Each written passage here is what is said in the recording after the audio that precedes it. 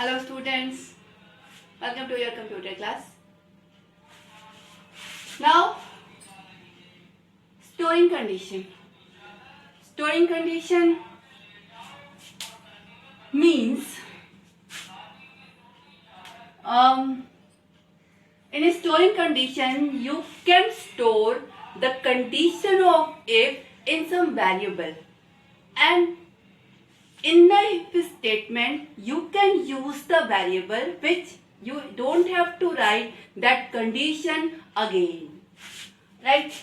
मान लीजिए एक शॉप है, वो कुछ डिस्काउंट दे रही है, ठीक है, discount on some purchase and purchase, ठीक है.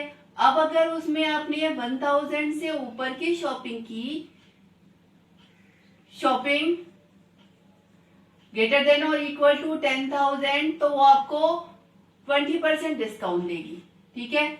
10,000 से लेस और 5,000 से अबव या बराबर में वो आपको 15% डिस्काउंट देगा, और 5,000 से लेस में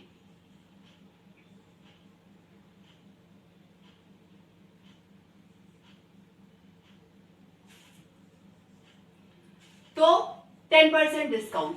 अब ये जो कंडीशन है वो आप किसी वेरिएबल में स्टोर कर दी, कंडीशन स्टोर कर दी, और in the if statement you can use the variable.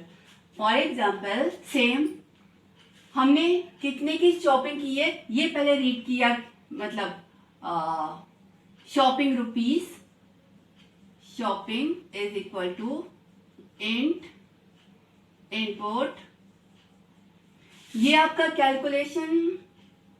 Okay, enter amount,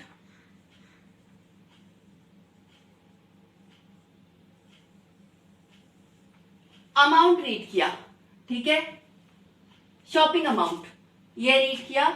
अब ये शॉपिंग अमाउंट जो भी है, ठीक है, 10,000 के ऊपर है या 5,000 के ऊपर है या 10,000 से 5,000 के बीच में है या 5,000 से लेस है, ये अमाउंट आपने रीड किया. यहाँ पे मैं रीड कर रही हूँ. जनरली आप इसको, जैसे कोई शॉप है उसमें अमाउंट कैलकुलेट होके आता है, ठीक है, तो यहाँ पे हम कैलकुलेशन वाली चीज नहीं डाल रहे हैं, हमें सिर्फ ये चीज सीखनी है. तो अमाउंट हमने रीड कर लिया. अब कंडीशन लगाई, ठीक है, शॉपिंग अमाउंट है, पहली कंडीशन 20% की है, तो वेरिएबल का नाम percent, PERCENT, percent 20 equal to shopping is greater than और इक्वल टू 10,000. पहली कंडीशन. आप चाहो अगर आपकी कंडीशन मल्टीपल है तो एंड करके सेम कंडीशन आप इसमें स्टोर कर सकते हैं, ठीक है. Second, percent 15 equal to shopping is less than 10,000 and shopping is greater than or equal to 5,000. That two condition concatenating with and storing with the percentage 50. Now percent 10 is equal to shopping is PING, shopping is less than 5,000. तो तीन condition आपने तीन variable में store की है. They all are the variable, variable naming rule, naming rule के according आप काम करेंगे, ठीक है. अब हम अपने इफ में इस वेरिएबल को यूज करेंगे. If percent 20 if this colon, यानी यहाँ पे पूरी की पूरी कंडीशन आ गई, ठीक है. तो आपका जो भी शॉपिंग है उसमें से 20% आपका लेस हो जाए. The payable amount is equal to जो भी शॉपिंग बिल है, shopping bill minus shopping multiplied by 0.20. जो भी बिल आया उसमें से 20% लेस होके जो भी आया उसमें अमाउंट में आ गया, ठीक है. Elif here you are writing the second condition percent 15 colon, यहाँ पर क्या है, यहाँ पर आपकी ये कंडीशन लिखी हुई है, ठीक है। अगर ऐसा है तो amount equal to shopping minus shopping multiplied by 0.15, ठीक है। Again LF you are writing the third condition, that is percent 10, PERCENT percent 10, you are writing the third condition here, means यहाँ पर ये लिखा हुआ है अगर ऐसा है तो amount equal to shopping minus shopping multiplied by 0.10, ठीक है। जो मेजर चीज है वो ये है कि यहाँ पर जहाँ पे आप कंडीशन लिख रहे हैं वो कंडीशन आपने कहीं किसी वेरिएबल में स्टोर कर रखी है और यहाँ पर सिर्फ आप वेरिएबल का नाम ले रहे हैं। जब आपका यहाँ वेरिएबल आएगा आपका पाइथन यहाँ पर उस कंडीशन को रिप्लेस करके उस कंडीशन के अकॉर्डिंग काम करेगा। मींस इफ कंडीशन आप ऐसे भी लिख सकते हैं। इसके बाद आकर आपने अमाउंट को प्रिंट किया, जितना भी अमाउंट पेबल अमाउंट होगा वो प्रिंट हो जाएगा, right. Now come to the loop.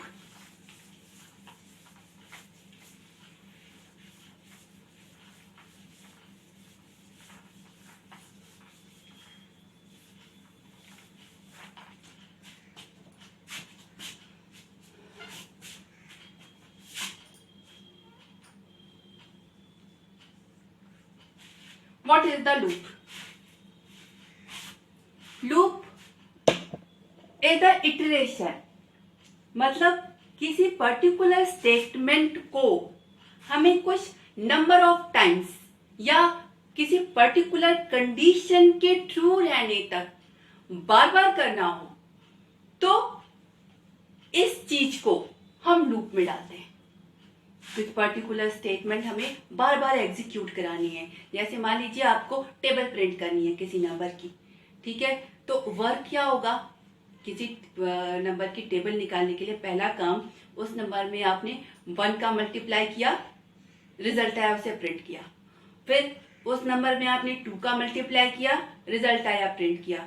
फिर उस नंबर में आपने 3 का मल्टीप्लाई किया, रिजल्ट आया प्रिंट किया। अब यहाँ पर आप देख रहे हैं उस सेम नंबर को आप अलग अलग नंबर से मल्टीप्लाई कर रहे हैं, यानी मल्टीप्लाई करने वाला काम और प्रिंट करने वाला काम आप बार बार कर रहे हैं, ठीक है। तो वो स्टेटमेंट जो हमें बार बार चलाने हो, ठीक है, पर्टिकुलर नंबर ऑफ टाइम्स चलाने हो या पर्टिकुलर कंडीशन के ट्रू रहने तक चलाने हो, तो उस स्टेटमेंट को या कभी कभी तो पता नहीं कितनी बार चलेगा, कंडीशन के ट्रू कब तक कंडीशन ट्रू रहेगी, ठीक है। तो उतने स्टेटमेंट हम अपने प्रोग्राम में बार बार लिखते नहीं हैं, फिर उस स्टेटमेंट को हम डाल देते हैं लूप के अंदर, that is called the loop.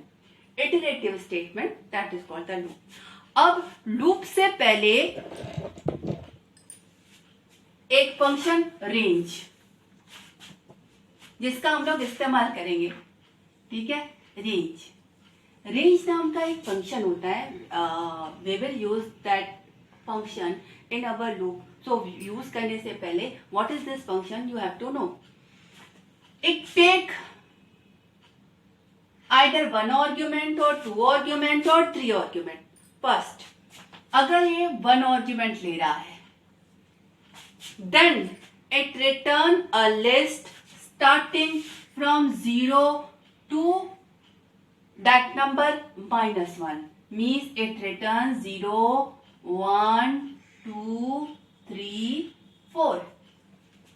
If you are writing this, it return a range from 0 to n-1, right? अगर ये नंबर 2 नंबर रिसीव कर रहा है, range 2,7, then it returns starting from this number up to n-1, means it return 2, 3, 4, 5, 6. If you are writing this, it return this. If you are writing this, it return this. Third 3-way statement, 3 parameter. If it is range 1, 10, 2 means first value starting here, it is ending value. Then if only one, then it start from 0. First thing. If two parameters are given, means starting number and ending number. 2 से start होगा 7 - 1 तक चलेगा. अगर 3 दिया है मतलब starting number, ending number, step. Step means हर बार आपका ये नंबर इतने स्टेप बढ़ेगा. माइनस में है तो इतने स्टेप घटेगा. मीन्स तो आपका लिस्ट आएगी वो होगी 1, 3, 5, 7, 9. If it is this, then it return this. अगर हमने लिखा range -1, 4, -1. Then list is starting from the -1. हर बार ये एक -1 कम होगा. -1, -2, -3.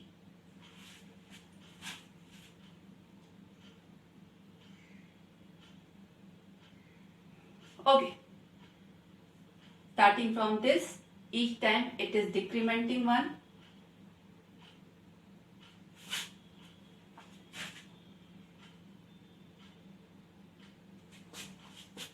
Here I am some confusion.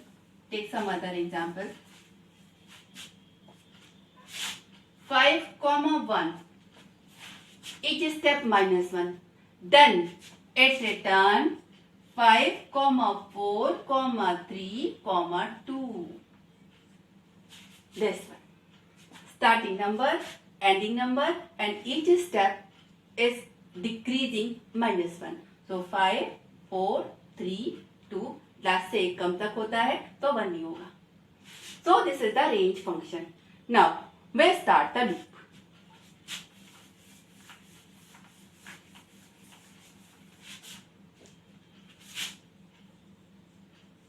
Loop. Right? Loop is the statement which repeat में repetition is based on the 2 criteria, and is based on the criteria we divide the loop into the 2 parts. That is the counting loop. One loop is the counting loop and another loop is the condition loop. Counting loop and conditional loop. First loop is called the counting loop. And the second one is the conditional loop.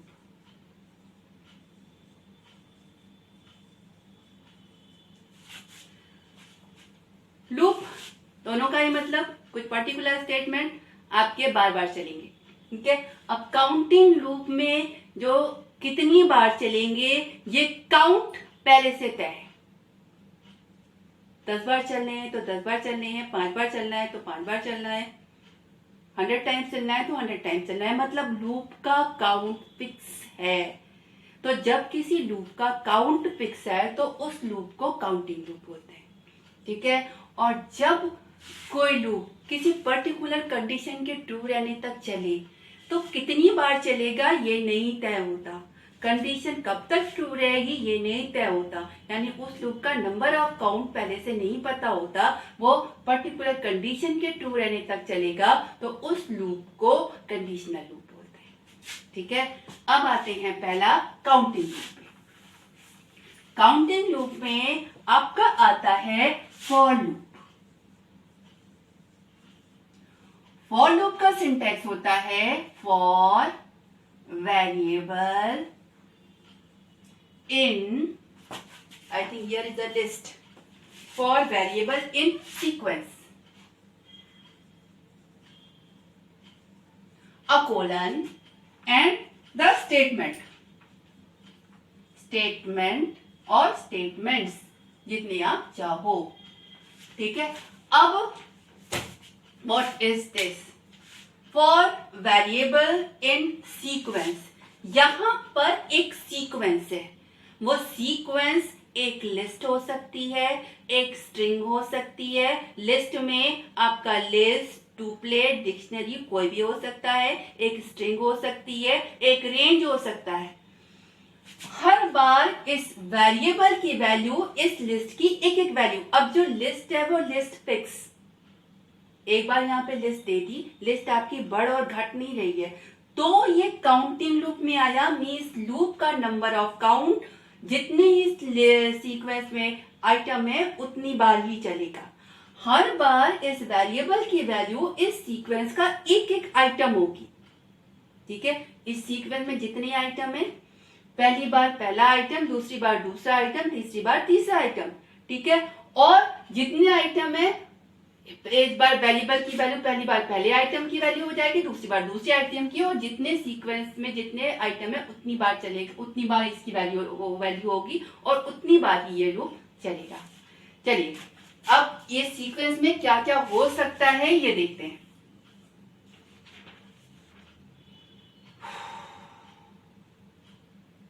चलिए, पहला, you can write the sequence as it is. For A in, you are writing the sequence 2 4 7। List आपने पूरी की पूरी यहीं पर रख दी, मतलब ये पूरा सीक्वेंस आपने सीधा यहीं पर लिख दिया। नाउ प्रिंट ए, क्या प्रिंट होगा? ये प्रिंट होगा 2 4 7, 2 4 7। पहली बार ए की वैल्यू 2, इट विल प्रिंट 2। दूसरी बार ए की वैल्यू 4, इट विल प्रिंट 4। तीसरी बार ए की वैल्यू 7, इट विल प्रिंट 7। ठीक है, तो एक तरीका फॉर लूप का। दूसरा, you can write the range. Range,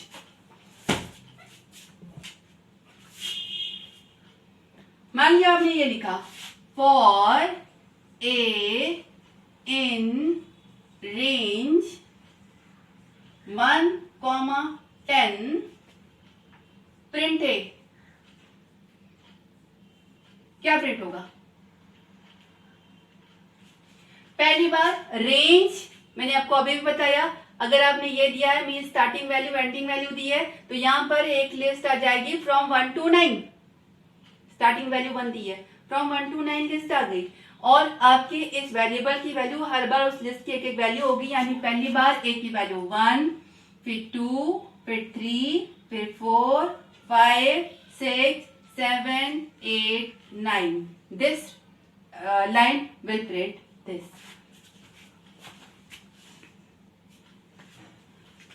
right, चलिए एक प्रोग्राम लिखते हैं जो एक नंबर रीड करे और उसकी टेबल प्रिंट करे।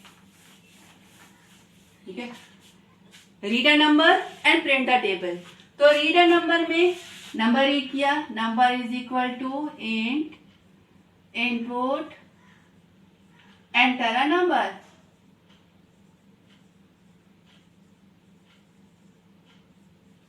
नंबर रीड किया, ठीक है। टेबल प्रिंट करने के लिए किसी भी नंबर को 1 से लेके 10 तक मल्टीप्लाई करते हैं, 1 से लेके 10 तक के नंबर से मल्टीप्लाई करते हैं और रिजल्ट प्रिंट करते हैं। यानी हमें इससे मल्टीपल वेरिएबल लिया ए इन रेंज